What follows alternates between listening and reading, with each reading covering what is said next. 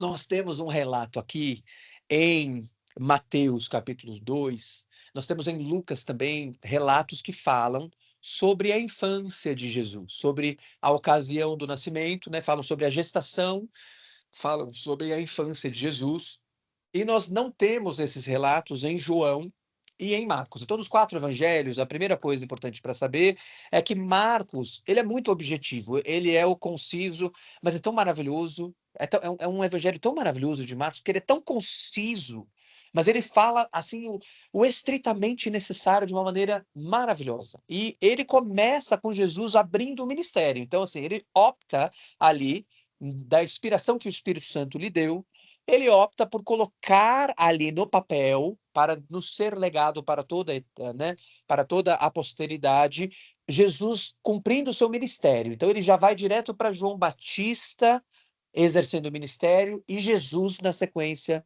exercendo o ministério. João, por sua vez, ele nos conta a história da origem de Jesus, não humana, a história divina, eterna, que não dá para alcançar lá no passado, porque antes de o mundo começar, ele já estava lá. Ele já era o verbo. No momento do haja luz, ele era o verbo do haja luz. Ele era o logos, ele era a palavra através da qual todas as coisas foram criadas. Mas quando a gente olha Lucas e Mateus nos dão um panorama do nascimento humano daquele que é Deus. Então, um conceito que a gente sempre precisa relembrar, nunca é demais relembrar, é que ele é 100% homem e 100% Deus. Ele vem nascido em carne, mas ele não deixa de ser Deus, porque nasce em carne. É Deus encarnando-se, humanando-se. Às vezes, o verbo humanar é preferido pelas pessoas, porque o encarnar é usado em outras religiões com outros simbolismos, né? Mas nós que estamos aqui, estamos usando o encarnar como um sinônimo do humanar-se, sabendo que, evidentemente, não existe uma reencarnação, né? O que vai existir para nós depois é um corpo glorificado. Mas que esse foi um assunto que a gente tratou quando falou do milênio, e agora nós estamos falando da chegada do Senhor. E a chegada do Senhor, aqui nós já estamos nele tendo nascido. Antes de ele ter nascido, se cumprem as profecias finais do Antigo Testamento. Como que termina o Antigo Testamento? Termina com Malaquias falando que viria aquele que prepararia o caminho do Senhor, e ele menciona lá no seu texto final, né, do seu capítulo 4, que é quando acaba Malaquias, falando assim: "E virá Elias". E então surge aquele que tem o espírito de profecia, o espírito de Elias, que é João Batista, para preparar caminho para o Senhor. Os evangelhos nos narram, Mateus e Lucas, né, que focam nesse aspecto humano, eles nos trazem uma perspectiva de que João Batista também, para nascer, teve uma visitação de anjo ao seu pai. Lembre que Zacarias era um levita, o pai de João Batista, ele estava no templo quando ele tem a visão do anjo Gabriel, e ele tem uma incredulidade ali imediata, e como resultado da incredulidade dele, o que acontece? Ele fica mudo. E durante a mudez dele, a esposa dele, que era idosa, os 2 eram idosos, ela já tinha sido infértil para filhos durante toda a sua vida, mas agora na terceira idade, ela, Isabel, a esposa de Zacarias, ela passa a conceber um filho. Então eles têm um filho. Ele a conhece, que é o verbo que a Bíblia usa para dizer que o marido e a mulher, né, têm a sua cópula, e então ali surge este menino. O anjo Gabriel faz uma outra visitação. Então, agora, aquele que vai preparar o caminho para Jesus, que é João Batista, aquele que vem para anunciar que o reino está chegando, é João Batista. Agora, o anjo vai fazer uma visitação a Maria de Nazaré, para dizer: do teu ventre vai sair o Messias. E então, no caso de Maria de Nazaré, vai se cumprir uma profecia que está lá em Isaías 7, porque ela não conhecerá marido para ter Jesus. Será um milagre o que vai acontecer. Ela vai ter uma concepção virginal, aquilo que, do ponto de vista científico, seria chamado de uma partenogênese, talvez. Mas não é exatamente isso que está acontecendo. O que está acontecendo é que o Pai, que é Jeová, está dizendo: esta filiação é minha, e portanto não haverá um homem que vá fazer com que esta criança nasça. Vai ser de mim, Jeová, o Pai, direto para Maria. Isso também é cumprimento de uma profecia que está lá em Gênesis, no começo da Bíblia, no capítulo 3, que se diz que da mulher nasceria aquele que esmagaria a cabeça da serpente. Então, é importante a gente lembrar que não é do homem, é da mulher. Diferente daquilo que se diz em relação à maioria das figuras importantes da Bíblia, que se diz que da semente de Abraão, que da semente de Davi, se usam os homens para falar, neste caso seria de uma mulher, se foca na figura da mulher, porque a paternidade é uma paternidade divina. E então vem Jesus. Nós sabemos que Maria, ela se apresenta como eis-me aqui para o anjo, dizendo, então, eu me habilito para fazer esta obra. Nós sabemos que ela era aquilo que a gente chama de o remanescente do Senhor. Num povo que estava corrompido de cima a baixo, o Senhor ainda tinha os seus. Em todas as épocas da história bíblica, nós vemos que o Senhor guarda os seus. Nós vemos, por exemplo, Elias pensando, só sobrei eu, o profeta Elias, falando lá do passado.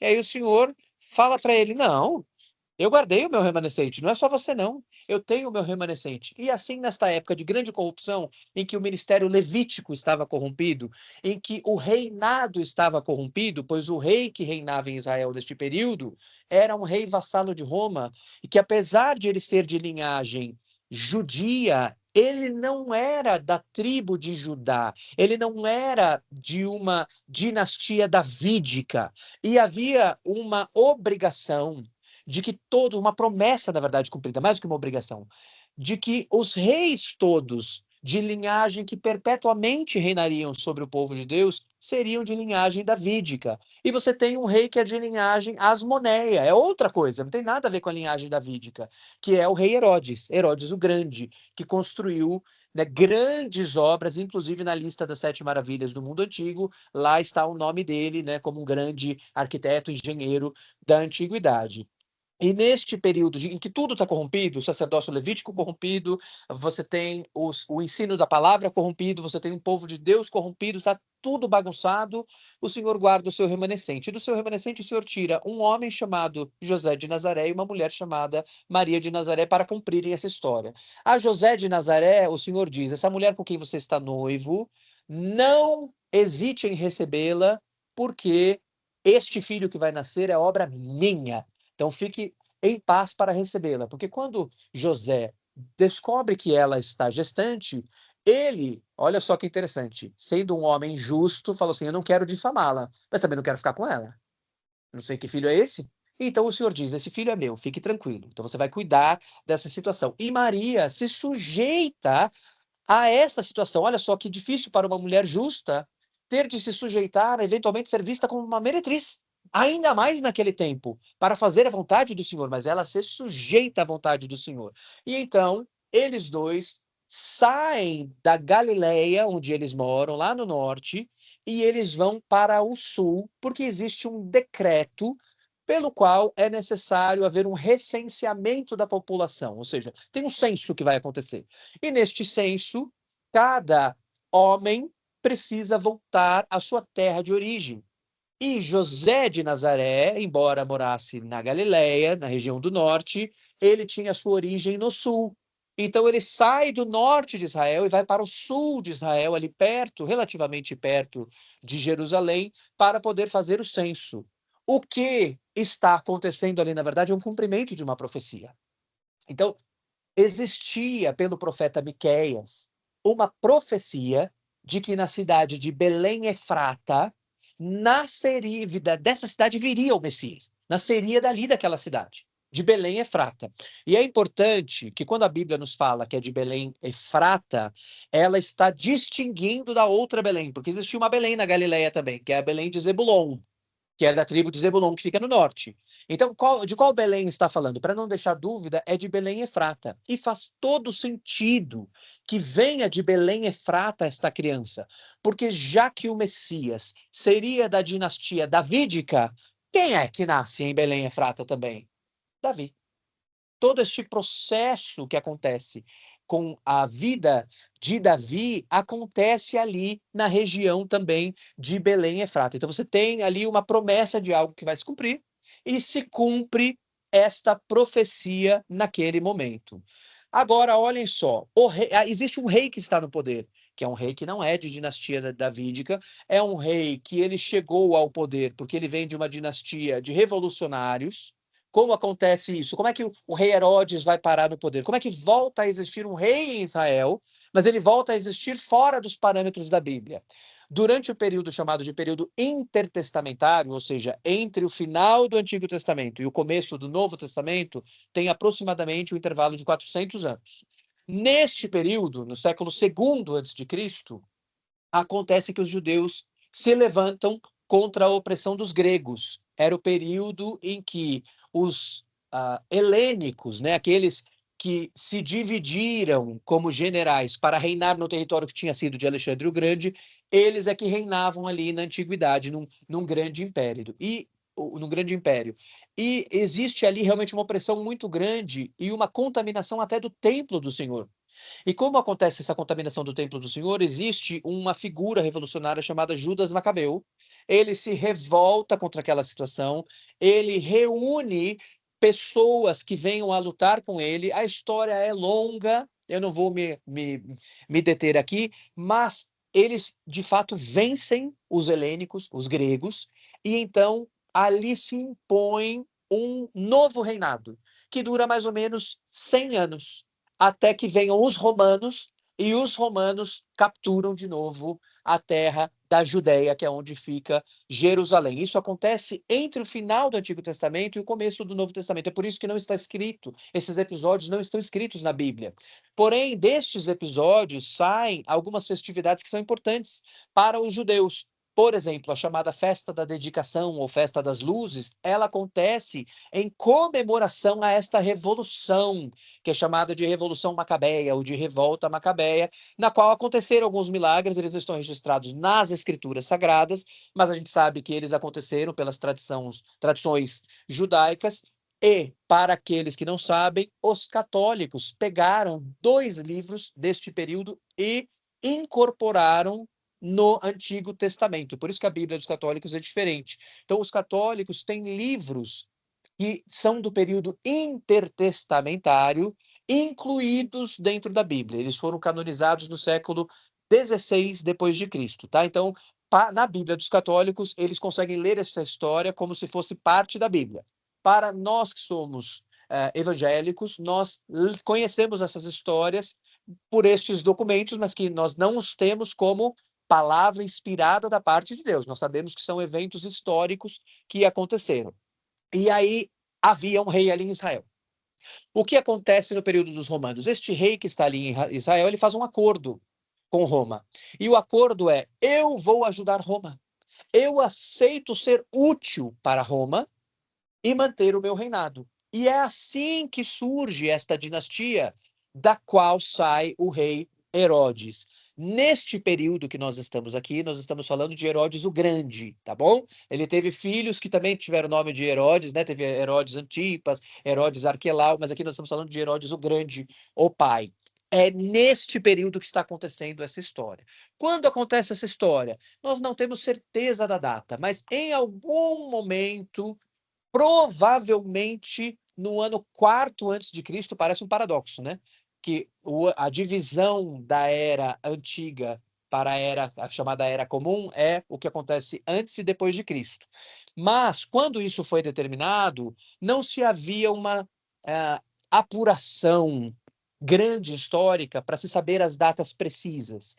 E hoje nós sabemos que o rei Herodes o Grande, ele estava vivo no período antes de Cristo.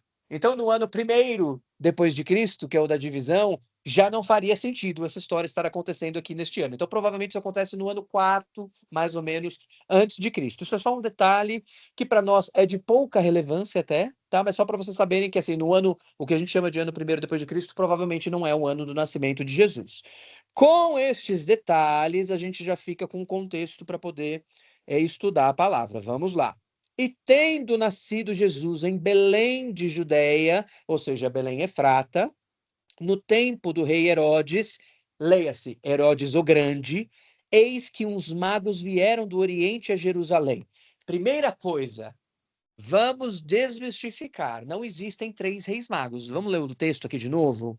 No tempo do rei Herodes, eis que uns magos, quantos? Não sabemos. Vieram do Oriente a Jerusalém. Sabemos se eles são reis? Não. Onde está escrito aqui que eles são reis? Sabemos que o nome deles é Baltazar, Gaspar e Melquior? Não, não está escrito isso aqui. Onde está escrito isso aqui? Todas estas coisas são posteriores, tá, gente? Então a gente tem que fazer uma divisão. A gente entende que existam as tradições, mas nós precisamos separar aquilo que é tradição e aquilo que é Bíblia. Nós não temos certeza de quantos foram. Muito provavelmente eles não eram reis, coisa nenhuma, tá bom? E eles não vieram. Um da Europa, um da África e um da Ásia. Aqui tá muito claro, os 3 vieram do Oriente. Europa não é Oriente, tá, gente? A gente tá falando de Israel, o Oriente é o que está a olhando no mapa, à direita do mapa, isso é o Oriente, é o que está no leste. Então, eles não vieram desses lugares. Quando que surgem essas tradições? Tem um vídeo no Cristianismo Epígrafe que fala mais detalhadamente sobre isso, mas assim, em suma, em resumo, isso surge no século IV para V depois de Cristo, é que começam a surgir essas lendas que falam que eram 3, que eles eram reis, de onde eles vêm, quais são os nomes deles. Existe um conjunto de textos chamados Crônicas Alexandrinas, e a partir destes textos, desse compilado, é que a gente começa a ver pela primeira vez na história estes textos. Esses textos não são sequer, inclusive, textos uníssonos em todas as tradições cristãs. Porque se a gente olha o cristianismo ortodoxo oriental, que é dos gregos ortodoxos, né, para resumir, eles acreditam que eram 12 magos que vieram. Eles vieram montados em camelos? Não, não está escrito que eles vieram montados em camelos. O que existe? Então, vamos entender, porque isso também é importante para entender o texto. Existe uma profecia que ela está no Antigo Testamento, lá em Isaías. Essa profecia, que está no capítulo 60 de Isaías, ela se refere, eu já vou dar aqui a interpretação que a gente tem, porque não dá tempo de falar de todas. Eu entendo que ela fala do milênio, tá? O milênio de Cristo. E ela diz que os reis da terra virão, inclusive montados em camelos, e trarão para o Messias ouro e incenso. Então, os reis de toda a terra virão trazendo para ele. Mas em qual momento que os reis da terra virão para Jesus, trazendo a ele presentes do mundo inteiro? É no milênio. Quando Jesus estabelecer o reino milenar, nós sabemos que em todo o nosso planeta haverá pessoas que virão para reconhecer que Jesus é rei sobre todos os reis. Ele é rei dos reis e ele é senhor dos senhores, que é o título pelo qual ele é chamado no momento em que a profecia do Apocalipse diz que ele está vindo, inclusive. Então ele vai reinar sobre todos. Todo mundo que tem senhorio na terra terá o senhorio submetido ao senhorio dele. Todo mundo que é rei na terra, que é presidente na terra, que é primeiro-ministro na terra, ou qualquer outro título cabível, que é imperador na terra, vai ter de se submeter ao reinado dele. Então virá realmente gente de todos os cantos de poder para trazer ao Senhor presentes. Mas é evidente que quando a gente olha para o nascimento de Jesus, ou seja, para a sua primeira vinda, há ali um cumprimento tipológico. Nós já falamos sobre isso outras vezes. O que é cumprimento tipológico? É quando nós temos uma profecia que ela se cumpre como uma representação de algo que ainda vai acontecer no futuro. Isso se chama tipologia na linguagem teológica. Então nós temos em Isaías 60, né, a profecia que nos remete para o que está escrito lá em Apocalipse, e no nosso estudo passado a gente estudou Apocalipse 20, que é justamente o período do estabelecimento do milênio, que é quando devem se cumprir plenamente essas coisas. Então, o cumprimento pleno a gente chama de sensus plenio, é quando a profecia se cumpre de maneira integral e completa e plena. E quando ela se cumpre como ainda uma representação de algo que vai acontecer, em geral a gente chama isso de tipologia, tá bom? Então, houve uma mistura interpretativa, vocês entendem? As pessoas que fizeram essa interpretação de que eram reis, esses que vieram, elas misturaram coisas que vão acontecer no futuro, quando Jesus vier na sua segunda vinda, com coisas que aconteceram no passado, lá no século I, na primeira vinda do Senhor. Então a gente consegue entender de que maneira essas interpretações de que eles eram reis, elas se cumpriram. Mas aqui vamos desmistificar, tá bom? Então, não quero estragar o seu presépio de Natal, mas Gaspar, Baltazar e Melquior são lendas, tá bom? Vamos lá. Dizendo, e que estavam dizendo estes magos? Onde está aquele que é nascido rei dos judeus? E aqui tem uma outra pausa que a gente precisa fazer, porque isso é maravilhoso. O que significa magos do Oriente? Quem são essas pessoas, então? Quem são? E o livro de Daniel nos dá uma boa dica de quem eles são. Porque quando Daniel está sob o reinado dos babilônios e dos persas, e Daniel dura, né, tanto no período dos babilônios quanto dos persas, estas figuras chamadas de magos, elas estão em atividade ali. E nós sabemos, tanto por esses registros bíblicos da época do profeta Daniel, quanto também por registros extra-bíblicos, quem são essas pessoas? As pessoas chamadas de magos do Oriente eram pessoas que praticavam uma religião que hoje ela existe, mas ela é bem pequenininha no mundo, chamada zoroastrismo. O zoroastrismo é uma religião que ela é, vamos falar aqui com a linguagem, já que somos cristãos, vamos falar aqui com a nossa interpretação. Ela é uma perversão, digamos assim, daquilo que é a religião que o Senhor traz na Bíblia. Por quê? O zoroastrismo, ele tem vários aspectos que são parecidos. Lá eles têm uma linhagem de sacerdotes que eram da tribo dos Medos e que eles eram de linhagem, uma determinada linhagem ali de sucessão, inclusive de pai para filho, que passava de pai para filho, assim como os levitas de Israel. Eles tinham uma crença de que eles tinham um fogo que deveria ser mantido perpetuamente aceso, muito parecido com o fogo que o próprio Senhor acendeu, o nosso Senhor, no altar do sacrifício, e que aquele era o fogo permitido. Qualquer fogo que não fosse aquele seria chamado de fogo estranho. Inclusive, a gente tem episódios na Bíblia, né? Um episódio um central que fala sobre Nadab e Abiú, que eram filhos de Arão e que ofereceram um fogo estranho dentro do templo do Senhor. E isso não era permitido. E naquela época o templo ainda era o templo móvel, tá? O tabernáculo. Então, nós sabemos também que eles esperavam que haveria um fim do mundo no qual o bem derrotaria o mal, o que eles chamavam de bem no zoroastrismo, muito parecido com o nosso Apocalipse. No Apocalipse deles também haveria uma figura messiânica, que seria o Salvador de toda a Terra. Olha só. Só que ele não recebe o nome de Cristo, né? Cristo vem é a versão grega da palavra Messias, que é de origem hebraica. Hamashiach é Cristo no original em hebraico, que aí vira Christus. É difícil de pronunciar em português, que a gente não tem esse fonema, né? Christus no grego koiné. E olha quantas coisas parecidas que eles têm.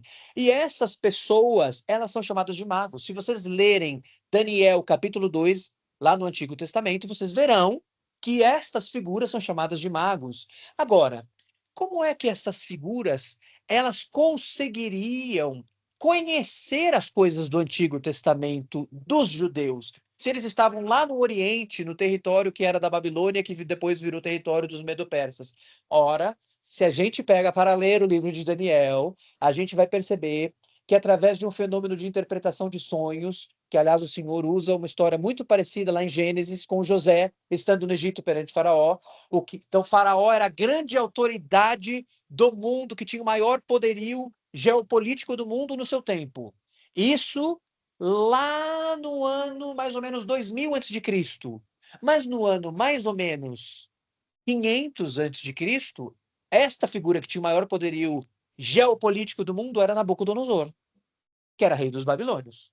E a história, de alguma maneira, ela se repete ali, por conta de uma necessidade de interpretação de sonhos deste grande imperador, assim como tinha acontecido com José no Egito lá no passado, agora também houve uma demanda. E um homem de Deus foi levantado para, usando de um dom que o Espírito Santo dá, ir interpretar sonhos.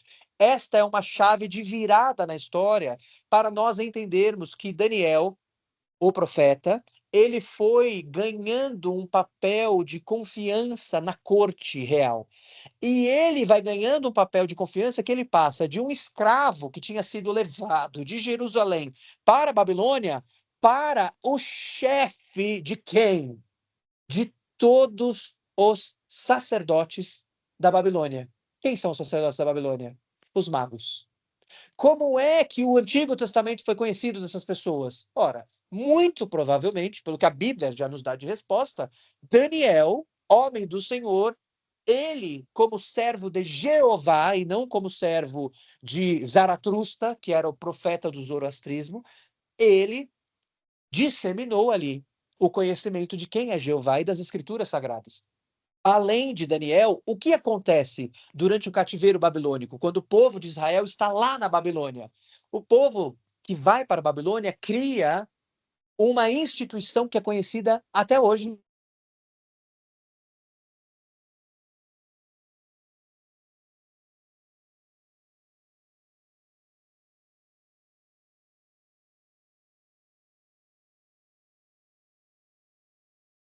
Não estejam ouvindo, vão continuar falando, que a gente não tem como parar. Essas as sinagogas da Babilônia foram das principais do mundo, tanto que o Talmud, ele é dividido mais ou menos em dois grandes Talmudes, dois grandes blocos talmúdicos. Um deles é o Talmud babilônico, chamado de Talmud Bavli.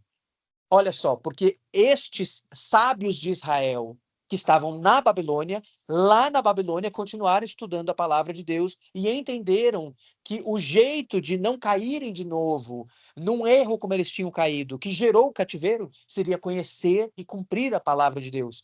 Quando a gente vê o retorno do povo de Deus para Israel, eles já voltam com essa mentalidade de que eles precisam estudar profundamente as escrituras, porque eles tinham criado essa instituição chamada sinagoga. Então, estes magos do Oriente, quase com certeza, são essas figuras também chamadas de magos lá no livro de Daniel, ok? Vamos lá. E o rei, o que os magos disseram? Onde está aquele que é nascido rei dos judeus? Porque vimos a sua estrela no Oriente e viemos adorá-lo. O ver a estrela no Oriente é muito importante. Por quê? Olha só, tem dois aspectos muito legais e olhem como a escritura se cumpre. Os magos são servos do Senhor? Aparentemente, não eram servos do Senhor, eles eram servos lá daquela outra religião, mas eles fizeram uma interpretação de que essa estrela simbolizava que ia nascer essa figura messiânica, que não era deles, lá do zoroastrismo, mas que era a do povo de Israel, a dada pelo Deus do povo de Israel, que era Jeová. E eles entendem isso. E olha que interessante, o Senhor usou algo que sabia que faria com que eles se movimentariam, porque um dos marcos desta religião, zoroastrismo, é a leitura das estrelas. Olha só como é maravilhoso. E vejam como, de maneira tipológica, um fenômeno parecido já estava cumprido antes. Olha só, gente, vamos lá. Teve um sacerdote de uma outra religião que foi alugado, comprado pelo rei de Moabe. O nome dele era Balaão. E o rei de Moabe, ele falou assim: Balaão, você é sacerdote, né? Você exerce profecia. Então eu vou te pedir para você invocar esse Deus que esse povo de Israel serve, mas para trabalhar contra eles, não a favor deles. E amaldiçoar esse povo, como a Fabi está falando aqui. Mas todas as vezes que Balaão tentava invocar Jeová para amaldiçoar o povo de Israel, todas as palavras que vinham da parte de Jeová eram palavras de bênção. E aí Balaão falava: olha, eu estou tentando, mas a palavra que esse Deus dele está mandando é palavra de bênção.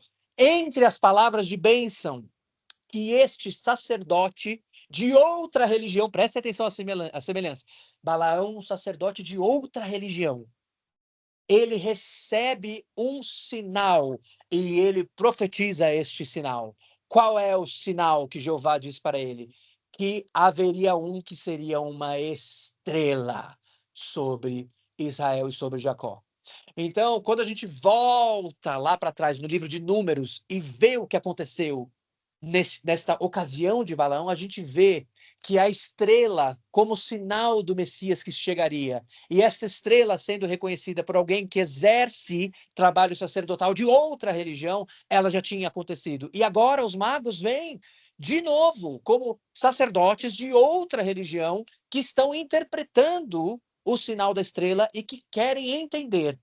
Será que nasceu? Parece que nasceu o rei, o Messias lá da religião dos outros lá. Vamos lá ver se é isso mesmo. E eles se deslocam, provavelmente da terra da Babilônia, onde agora já dominada pelos romanos, uma parte dela já dominada pelos romanos, mas lá naquela mesma terra geográfica, que é a terra de origem também de Abraão, que também sai da sua terra para ir à terra prometida, para encontrar o cumprimento das coisas do Senhor. Veja como a história vai tendo várias conexões. Eles saem da terra da Babilônia, onde ficava Ur dos caldeus também de Abraão, e vão para Jerusalém.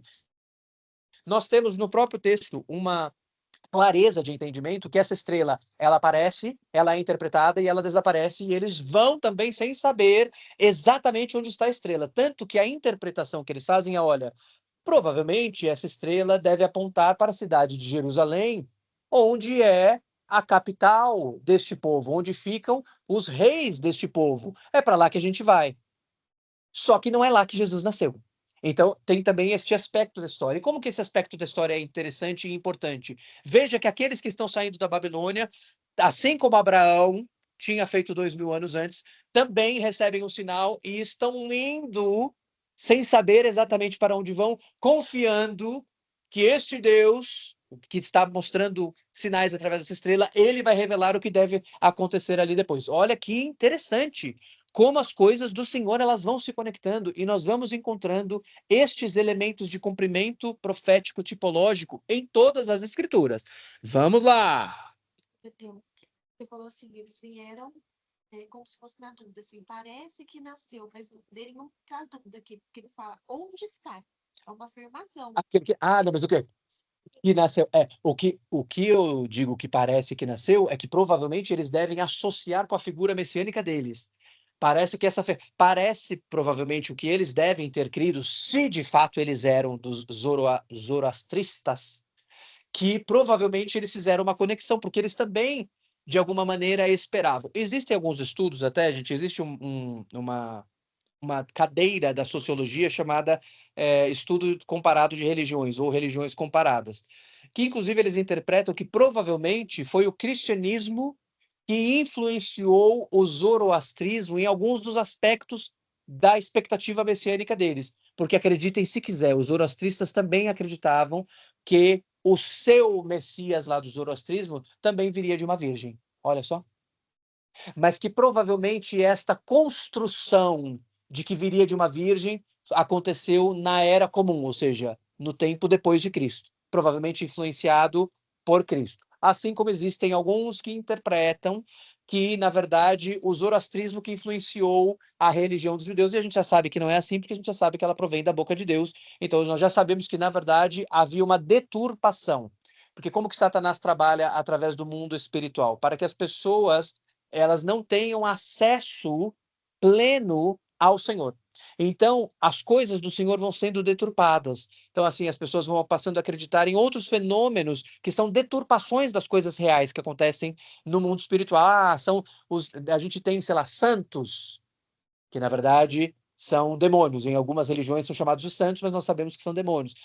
Nós temos a possibilidade de cultuar através dos ancestrais, quando nós sabemos que, na verdade, isso é impossível. Essas manifestações que acontecem no mundo, elas são de espíritos daqueles que faleceram. Na verdade, nós sabemos que estes espíritos que se passam por pessoas que faleceram, na verdade, são espíritos que deixaram de ser espíritos ministradores do Senhor. São anjos caídos. Então, assim, essas deturpações, elas vão acontecendo. E dessas deturpações sai uma religião muito parecida, em alguns aspectos, com aquilo que o Antigo Testamento falava que deveria ser o contato entre o imanente e o transcendente. Ou seja, a religião, que significa religar, ou seja, uma ligação entre a terra e o céu, é uma ligação, o religar, o reconectar, essa multiplicidade de religiões, na verdade, elas são deturpações. Essa é a nossa linhagem teológica. Daniel, isso tem uma cara um pouco de uma intolerância religiosa. Não, na verdade, o que eu estou trazendo é um entendimento teológico da nossa religião. Então, todas as religiões têm o direito de ter uma visão sobre as demais. E a nossa religião tem este entendimento sobre as demais. E o zoroastrismo tem uma outra coisa em comum, que ele também é monoteísta. Ele nunca foi uma das grandes religiões monoteístas do mundo, mas ele é uma religião monoteísta. Então vocês percebem que tem realmente ali uma grande deturpação, né? Eu acho que caiu para vocês, né, a tela na hora que oscilou aqui. Peraí, deixa eu colocar de novo a Bíblia online na tela de vocês. Eu acho que caiu da tela de vocês. Se o microfone falhar aqui, Ah, eu acho que o próprio cristianismo em epígrafe caiu, né? Tá. Desculpa, gente. Oscilou a internet na sessão passada, oscilou também, né? Na hora que a Paty estava orando, oscilou também. Já vou abrir de novo aí. Então, nasceu aquele que é, vou continuando aqui enquanto vou abrindo, tá? Nasceu aquele que é o rei dos judeus, e eles queriam saber onde ele tinha nascido. Não estava com a estrela em cima de Jerusalém, a gente vai entender isso já aqui nos próximos versículos, mas eles interpretaram que seria em Jerusalém. Eu não estou conseguindo conectar o texto de volta. O Cristianismo Epígrafe não está se reconectando de volta na nossa sessão. Então, eu vou ler sem o texto na tela para aqueles que estão na tela, tá bom? Se alguém que está aí conectado quiser tentar conectar o texto aqui na tela para ajudar os demais, fique à vontade, tenha essa liberdade. Eu vou continuar lendo o texto aqui. Onde está aquele que é nascido rei dos judeus? Porque vimos a sua estrela no Oriente e viemos adorá-lo. Vimos lá do Oriente, agora nós estamos vendo mais e viemos adorá-lo. E o rei Herodes, ouvindo isto, perturbou-se e toda Jerusalém com ele. Está falando que nasceu o rei dos judeus, está falando que nasceu o rei dos judeus, está falando que nasceu o rei dos judeus. E congregados todos os principais sacerdotes e os escribas do povo, perguntou-lhes onde havia de nascer o Cristo. E eles lhe disseram, em Belém de Judeia, porque assim está escrito pelo profeta. E aqui está uma versão traduzida do grego koiné, que é a versão da Septuaginta, que era a versão do Antigo Testamento que se falava em grego neste período, daquilo que está escrito lá em Miqueias, tá? Esse versículo é tirado lá do livro de Miqueias. E tu, Belém, terra de Judá, de modo nenhum és a menor entre as capitais de Judá, porque de ti sairá o guia que há de apacentar o meu povo Israel. E aí, aqui da expressão guia, esta expressão, saibam, é a mesma usada para falar de José lá no Egito. Então, essa expressão guia, na verdade, ela seria melhor traduzida como governante, que é como a gente traduz o cargo de José. E qual é o cumprimento tipológico que a gente vê de Messias na figura de José?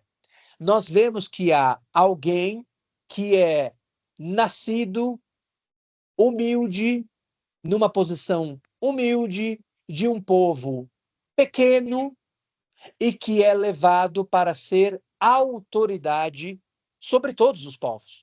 Porque quando José se torna governante do Egito e ele tem uma procuração plena para ser um vice-rei, então, ele manda em tudo, ele decide em tudo do Egito, e Egito é o povo que domina o mundo conhecido da época. Basicamente, ele, quando é governante, ele é governante não só sobre os egípcios, mas sobre todos os outros povos que estão submetidos à autoridade imperial egípcia. Então, é também esta palavra, que aqui nos é trazida como guia, ela, na verdade, seria melhor traduzida como governante, ok? Que é a mesma palavra usada para José no Egito, filho de Jacó. Então, Herodes, chamando secretamente os magos, inquiriu exatamente deles acerca do tempo em que a estrela lhes aparecera. E enviando-os a Belém, disse: Ide e perguntai diligentemente pelo menino, e quando o achardes, participai-mo, para que também eu vá e o adore. É claro que ele não queria adorar, ele queria perpetuar o seu reinado. Então vejam como, se alguém tem alguma dúvida que é um trabalho satânico, um trabalho de afronta direta ao Senhor, que está acontecendo ali em Israel, nas autoridades de Israel, aqui está claro. Ou seja, se tiver mesmo nascido este que o Deus que o meu povo serve acredita, eu vou matar. Eu vou fazer uma obra direta contra Deus. Vocês estão entendendo que é uma coisa satânica, é direta? É como aquilo que acontece quando Caifás, sendo sumo sacerdote, diz: olha, é melhor morrer ele do que morramos todos nós. Então, assim, se ele for mesmo o Messias, não é que ele morra ele e a gente garanta a nossa posição, mesmo que ele seja o Messias. Então, vocês veem que há ali um trabalho de afronta direta a Deus, que está acontecendo através das autoridades constituídas na época em que Jesus esteve aqui na sua primeira vinda. Vamos lá. E tendo eles ouvido o rei, partiram, e eis que a estrela que tinha visto no oriente ia diante deles, até que chegando se deteve sobre o lugar. Ou seja, eis que a estrela que tinham visto lá no oriente agora ia diante deles até que chegando se deteve sobre o lugar onde estava o menino. Nos dá a impressão de que a estrela reapareceu e que agora ela os guiava para Belém. Se ela tivesse ido guiando em todo o caminho, já teria os levado para Belém. Mas foi importante que eles passassem pelo palácio e vissem, não é lá, no palácio do rei, que ele vai nascer. E vendo eles a estrela, regozijaram-se muito com grande alegria, porque ela apareceu de novo. Esse é o sentido. E entrando na casa. Pera. Mas Jesus não nasceu, não foi colocado numa manjedoura, dentro de uma estrebaria. Ele não estava mais lá. Então, desculpa estragar o presépio de vocês de novo. Mas os magos não vão visitar Jesus enquanto ele está na estrebaria. Eles vão visitar Jesus quando ele já está numa casa. E aqui tem algumas coisas importantes, porque olha só, quando José e Maria chegam a Belém, eles estão cumprindo datas estipuladas por decreto.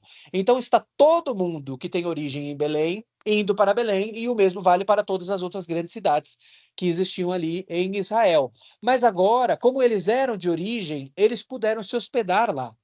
E aqui a gente tem algumas possíveis soluções. Uma das possíveis soluções é como explicar que ela está grávida e que ela já teve este bebê.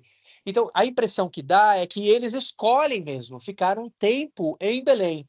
E quando os magos chegam, eles já estão em uma casa. Provavelmente, não dá para saber porque o texto não nos conta, mas provavelmente de algum parente distante, porque eles tinham parentes ali, já que José era ali da origem, estão entendendo? Então, os magos não vão visitá-lo na estrebaria, tá? Quem vai visitar Jesus na estrebaria, e isso é deixado claro, são os pastores. Os pastores vão visitá-lo na estrebaria. E o texto é muito específico. Qual é o sinal de que é o Messias que vocês estão vendo? Ele vai estar todo enrolado em panos. Aí eles chegam ao encontro de Jesus, todo enroladinho em panos, e entendem que ali sim, está o sinal dado para eles, pastores, que não é o mesmo sinal dado para os magos do Oriente, que não são 3 reis magos, tá? E entrando na casa, acharam o menino com Maria, sua mãe, e prostrando-se, o adoraram, e abrindo seus tesouros, ofertaram-lhe o quê? Dádivas, ouro, incenso e mirra. E aqui é interessante porque Isaías 60 fala que os reis de toda a terra, aí sim a gente volta lá para Isaías, eles trariam ouro e incenso para o rei vitorioso que reina sobre todos. Mas aqui, estes que não são reis, que vêm lá de uma outra religião, olha que interessante, quando os próprios escribas do seu povo pesquisaram as escrituras para contar se ele nasceu em Belém, mas os próprios escribas do seu próprio povo não vão até Belém para visitá-lo. Olha só, os próprios escribas de Israel não saem de Jerusalém. Quero ver o Messias. Quem é que vai ver o Messias? Alguém que vem dos outros povos. Nós estudamos Jonas aqui. Vocês lembram? O profeta do Senhor, o profeta de Israel, ele é o desobediente. Quem são os que primeiro têm o coração convertido ao Senhor? O povo que estava lá no navio, provavelmente os fenícios. Os fenícios reconhecem, olha, então acho que esse aqui é o Deus, esse aqui é o Deus criador de todas as coisas, inclusive do mar. Então é esse aqui que vamos adorar, esse daqui. Inclusive, olha, a gente não quer errar, a gente vai jogar esse homem aqui no mar, mas é porque ele está falando que te serve e ele está falando que o Senhor está mandando fazer isso. Mas assim, não nos impute isso. Olha só, os de outros povos mostrando que Israel é um povo falho, como nós que somos igreja, somos um povo falho, nós temos que tomar cuidado para não confiarmos nos nossos próprios braços. O tempo inteiro nós temos que fazer um trabalho de humildade, de sujeição e ressujeição ao Senhor. Porque se estamos andando e nos desviamos do caminho para a direita e para a esquerda, precisamos nos reconverter no caminho e continuar andando para frente, tendo Cristo como o alvo. Nunca podemos estar confiantes demais. Não, mas eu já conheço as coisas da minha, abre aspas, religião.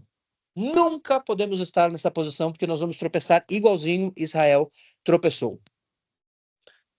Então eles trouxeram ouro, incenso e mirra. Bom, incenso sempre foi e continua sendo símbolo de aquilo que é sacerdotal, aquilo que se oferece à divindade, inclusive em outras religiões. Aliás, e o ouro, o sinal daquilo que é de mais valoroso, o metal tido como o mais precioso de todos. Mas e a mirra? O que a mirra está fazendo aqui? Vejam que há um cumprimento profético aqui também e que também já estava no Antigo Testamento, viu?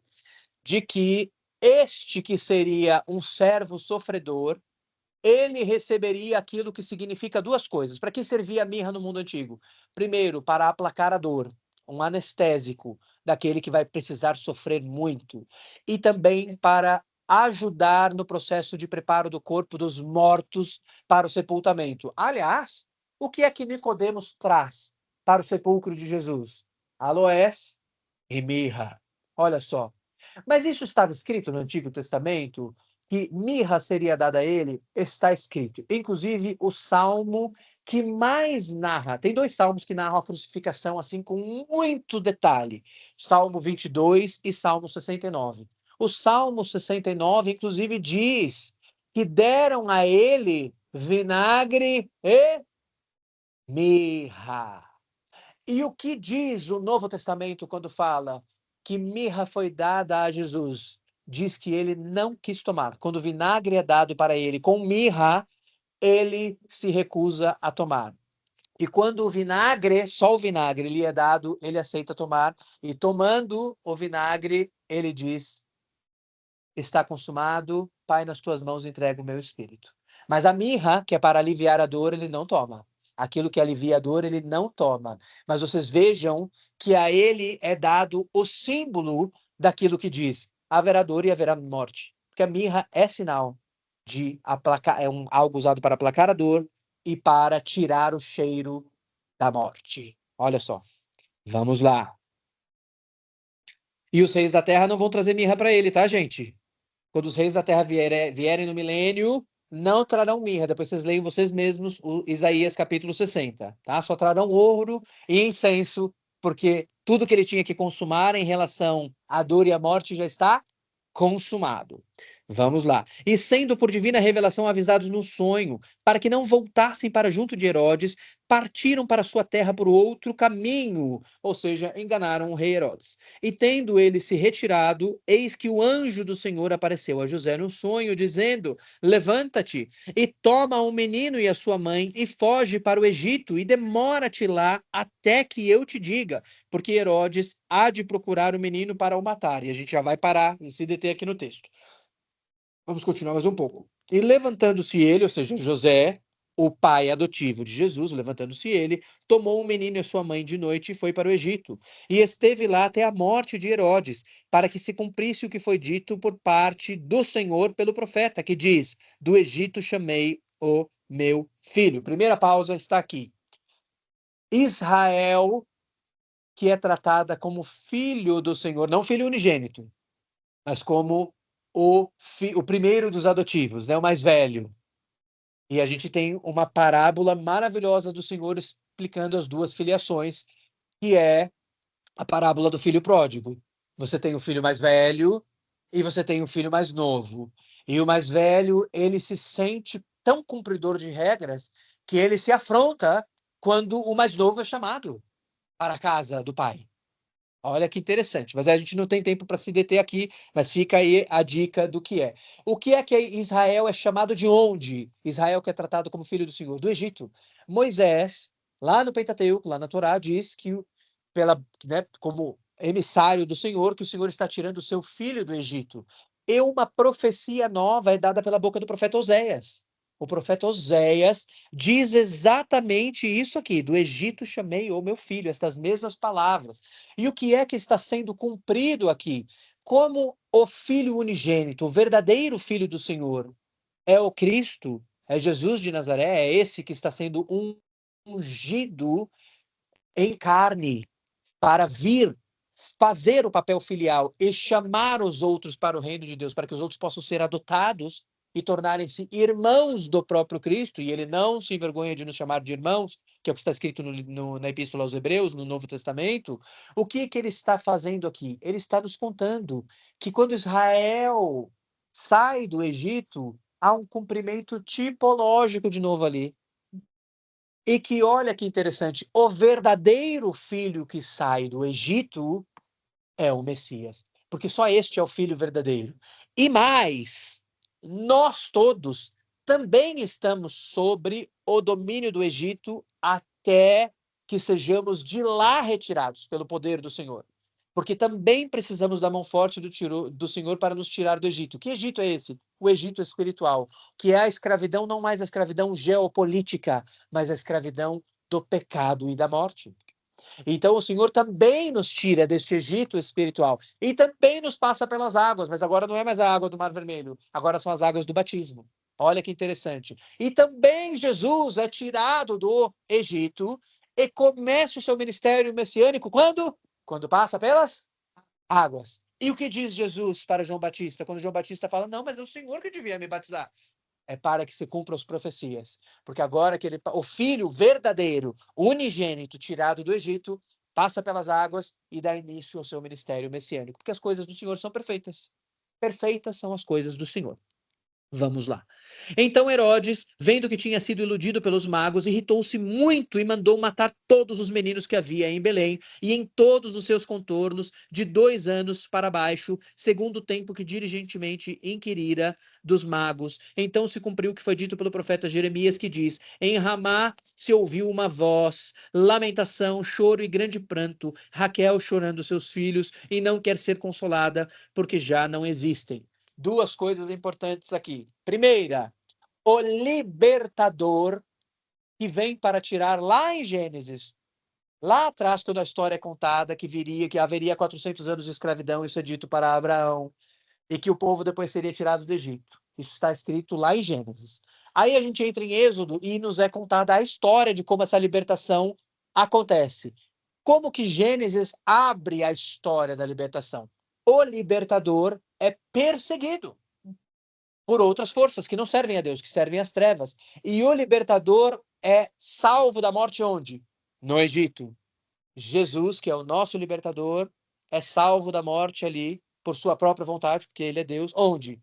No Egito. Percebam a conexão das coisas. E quando Jeremias está falando aqui esta profecia, Jeremias é o profeta que nos narra como foi a queda do povo na escravidão.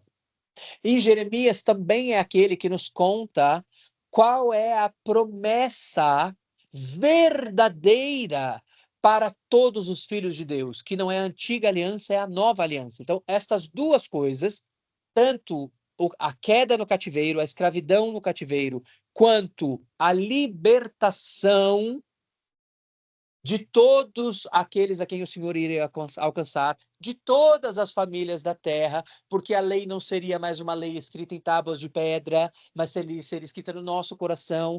Quem é que nos conta isso? Que profeta que nos conta isso? É Jeremias. Este mesmo profeta que diz que Raquel chora pelos seus filhos e não quer ser consolada. Em qual contexto ele nos diz isso? Ele está narrando como foi a queda do povo de Israel nas mãos de Nabucodonosor, quando o povo de Israel, na verdade, sendo bem estrito, o povo de Judá, que é o reino do sul, caiu em cativeiro dos neobabilônicos. Mas Raquel, ela já tinha vivido e morrido muitos anos antes. E Raquel tinha exercido profecia. Lembra disso? Porque Raquel foi a mãe de quem? De Jacó. Então vamos entender qual é o contexto. Raquel, que é a mãe de Jacó, ela perde algum dos 2 filhos? Ela não perde. Mas por que filho será que esta mulher que exerce profecia estava chorando? Então tem 2 grandes interpretações que saem daqui, deste texto, que na verdade aqui só está sendo recitado, mas essa interpretação está lá sobre o livro de Jeremias. Talvez Raquel tenha tido revelação do Senhor do que aconteceria com o povo que nasceria daquele quem ela estava gerando. Porque assim como o marido dela, ele foi tido como o patriarca do povo de Israel, ela é tida como a matriarca. Veja só, tem 3 matriarcas e 3 patriarcas que você tem em 3 linhagens seguintes. Você tem Abraão e Sara. Uma renovação da aliança é feita com a próxima geração, na qual você tem Isaac e Rebeca. E uma renovação da aliança é feita na próxima geração, que você tem ali através de Jacó e Raquel. Esta renovação feita por este último patriarca, que inclusive é o que leva o nome do povo de Israel, por que a gente diz que Jacó é o grande patriarca? Abraão o chamado, mas Jacó é aquele que define. Porque a partir de Jacó vem as 12 tribos, todas essas tribos são de filiação de Raquel? Não são. Não são de filiação de Raquel. Mas quem é a esposa amada de Jacó? É Raquel. Raquel é a esposa amada de Jacó. O patriarca que dá o nome ao povo é Jacó. Quem é a matriarca? Raquel. Então, essa é uma das interpretações que é dada para este texto, que, na verdade, talvez ela não tenha tido a profecia específica, mas o que está sendo representado aqui é que a matriarca do povo, ela chora a perda dos seus filhos, e que esta profecia, que se cumpriu de maneira tipológica, lá de novo, no passado, quando todos foram massacrados ou escravizados em Jerusalém, porque ou saíram de Jerusalém escravizados ou foram largados lá para serem comidos pelos corvos pelas ruas de Jerusalém. Foi assim que aconteceu na época de Nabucodonosor. E que este símbolo, esta simbologia é de Raquel, parecida com a simbologia, com a personificação que acontece quando você vê Jerusalém. Jerusalém que matas os teus profetas. Vocês entendem que está vendo ali uma figura de linguagem de personificação de Jerusalém? Então existem essas duas interpretações, que ou, de fato, a própria Raquel, esposa de Jacó, tendo o espírito de profecia, profetizou, como ela de fato teve o espírito de profecia, e nós sabemos que o Senhor, inclusive, revelou a ela o seu primeiro filho que vai sair do seu ventre.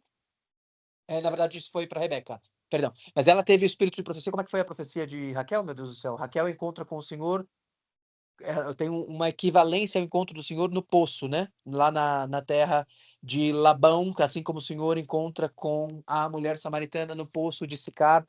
Enfim, eu não estou me lembrando aqui como é que foi o espírito de profecia na Raquel, estou me lembrando mais do espírito de profecia na Rebeca, mas muitos dizem que Raquel, ela exerce o espírito de profecia lá no passado. Nós não temos como saber qual dessas duas é a interpretação. A minha preferência pessoal é que Raquel está personificando aqui o papel da mãe do povo, assim como Jacó personifica o pai deste povo, que ganha o seu próprio nome, ok? Em Ramá se ouviu uma voz, aqui é o que está escrito em Jeremias: lamentação, choro e grande pranto. Raquel chorando os seus filhos e não quer ser consolada porque já não existem. Morto, porém, Herodes, eis que o anjo do Senhor apareceu num sonho a José no Egito. Olha que interessante o sonho em José no Egito. Interessante, né? O sonho em José no Egito. Quem era o homem que era o homem dos sonhos no Egito? Era José, não esse, aquele que tinha sido filho de Jacó. Ó, vão vendo as conexões. Dizendo: levanta-te, toma o menino e sua mãe e vai para a terra de Israel, porque já estão mortos os que procuravam a morte do menino. Então ele se levantou e tomou o menino e a sua mãe e foi para a terra de Israel. E ouvindo que Arquelau reinava na Judéia, já vou explicar, em lugar de Herodes, seu pai, receou ir para lá, mas avisado nos sonhos por divina revelação, foi para as partes da Galiléia, um outro cumprimento de profecia. Quando morre o rei Herodes, ele deixa a parte da Galiléia para um filho dele chamado Herodes Antipas, que é aquele que manda matar João Batista, e que é aquele perante quem Jesus é enviado em julgamento depois. E no sul, na Judéia, é colocado este filho dele chamado Herodes Arquelau, que não consegue atender às expectativas de Roma, e Roma o destrona. E o que Roma faz quando o destrona, mais para frente, mais para o futuro? Roma coloca o regime do prefectum, ou seja, do governador da Judéia. E é por isso que quando Jesus vai a julgamento em Jerusalém, não é um rei que está lá em Jerusalém para julgá-lo. Quem está lá para julgá-lo é um governador da Judéia, porque Roma cansou de ter Herodes Arquelau, filho do Herodes o Grande, como rei títere, como rei vassalo ali, e o destronou e colocou um outro regime político ali para representar Roma na região. Mas olha só, quando estas coisas acontecem, que José está voltando e José fala: poxa vida, e agora? Como é que eu vou fazer? Será que eu volto para Belém, que é onde eu estava com o meu filho e com a minha esposa, onde eu tinha decidido ficar, até que então o anjo me mandou embora? E agora, o que é que eu faço? Como faço? E aí ele decide ir para o norte por indicação divina, que está escrito expressamente aqui, e está se cumprindo uma outra profecia. E vocês devem se lembrar que em Isaías capítulo 7, quando se fala do nascimento de Jesus, Jesus é chamado de Deus conosco. E o texto vai se estendendo, passa pelo capítulo 8, chega no capítulo 9, e no capítulo 9, que é o capítulo onde Jesus é chamado de maravilhoso conselheiro, Deus forte, Pai da eternidade, príncipe da paz, o que mais é dito ali? Que na terra de Zebulon e de Naftali, que ficam onde? Na Galileia. Ali surgiu uma grande luz. E a terra que foi angustiada não seria entenebrecida. Que terra é essa? É a terra da Galileia. E, portanto, também a ida deste homem para morar em Nazaré, na terra da Galileia, para que se cumprisse essa profecia. Porque onde é que Jesus surge pregando o reino de Deus?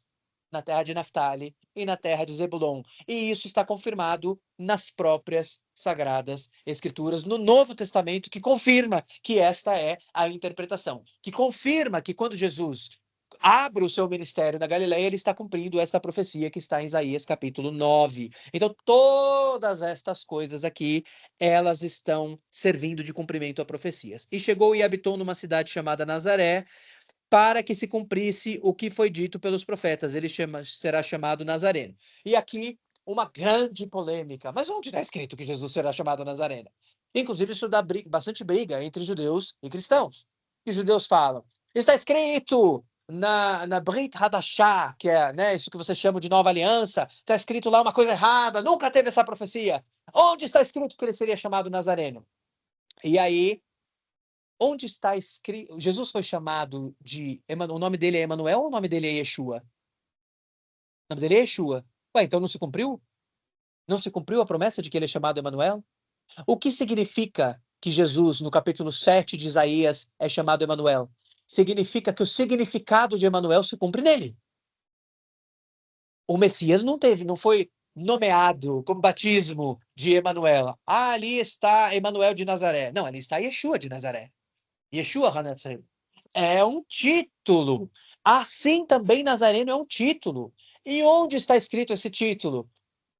Vamos lá de novo. O capítulo 7 fala de Emanuel, passa pelo capítulo 9, que fala do maravilhoso conselheiro, Deus forte, Pai da eternidade, príncipe da paz. A gente chega no capítulo 10 e 11. O capítulo 11 abre o capítulo falando que o Messias, este de quem estão falando que o nascimento seria maravilhoso, que ele significaria Emanuel, que ele seria Deus no meio de nós, Deus conosco, que este exerceria o reinado no trono de Davi, que é o que está escrito depois do capítulo 9, e que da extensão do seu reino não haveria fim sobre o trono de Davi. Está escrito isso no capítulo 9 de Isaías.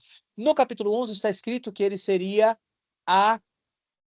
o broto que sairia da raiz de Jessé. Por que das raízes de Jessé? Porque Jessé é o pai de Davi.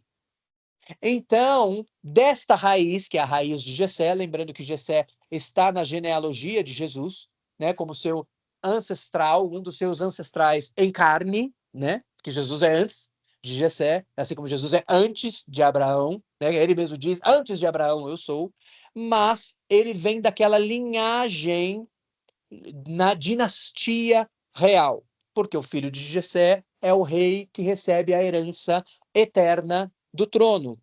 E como se diz raiz em hebraico? Netzer. Netzer é a raiz da palavra Nazaré. Netzra. Netzra é Nazaré. Netzer é o significado de raiz. Mas além de tudo isso, olha só, além de significar que ele seria Netzer, de Ishá, ou seja, raiz de Jessé, por isso ele seria Nazareno, também a palavra Nazareno carrega um significado assim como Emanuel. Qual o significado de ser Nazareno no tempo de Jesus? E para a gente entender, a própria Bíblia nos conta como é que Natanael, provavelmente a mesma pessoa que Bartolomeu, o apóstolo Natanael Bartolomeu, responde a Felipe de Betsaida, outro apóstolo, quando ele vai chamar e diz: encontramos o Messias. Isso está escrito no Evangelho de João. E aí ele fala: mas ele vem de Nazaré? Pode alguma coisa boa surgir de Nazaré? Lá nos confins da terra da Samaria, Samaria que nós judeus detestamos. que nós preferimos desviar e fazer um caminho mais longo para ir para o norte do que ter que passar na terra da Samaria, terra na qual nós cuspimos no chão quando passamos. Ser nazareno é sinônimo de ser rejeitado. Existia em São Paulo, e talvez ainda exista, um preconceito muito feio do povo paulista quando fala: nossa, que baiano isso que você fez. Quando usam este gentílico, este adjetivo gentílico para dizer que baiano isso que você fez, em geral as pessoas que estavam fazendo isso estavam falando o quê? De maneira degenerativa. Assim também no período de Jesus. Quando alguém é chamado de Nazareno, é chamado de o rejeitado. E isso também está escrito na profecia de Isaías, que ele foi rejeitado por todos. Então, além do significado evidente na própria etimologia da palavra, na própria raiz da palavra, que é netzer, a raiz de netzra, ou seja, raiz, a palavra raiz, que é a palavra que forma Nazaré, além de tudo, o próprio significado de ser nazareno é um significado de ser rejeitado. E é isto que se diz aqui que está se cumprindo na profecia. Assim, quando nós dizemos que Jesus foi Deus conosco, é o significado do nome Emanuel. E não porque alguém disse que ele moraria na cidade de Nazaré, mas sim, se disse que ele pregaria naquela região, sim, porque a grande luz que raiou em Naftali e em Zebulon, segundo o começo de Isaías capítulo 9, era Jesus pregando naquela região. Hoje não dará tempo de nós fazermos as orações de intercessão, porque o texto é longo, porque ele é cheio de profecias, e daria para fazer aqui, dividir em uns 5 estudos esse texto para a gente fazer nos detalhes. Mas por falta de tempo, nós ficaremos com esse estudo aqui. E aí eu queria que alguém orasse em agradecimento pelo ministério de Jesus, que se encarnou, ou que se humanou, para usar uma expressão menos usada em outras religiões, para passar por tudo isso, para ser nazareno, para que até apóstolo seu que ele veio chamar para lugar de honra olhasse: Nazareno, mas pode alguma coisa boa vir de Nazaré? E foi assim que Jesus foi recebido. E é isso o significado de Nazareno.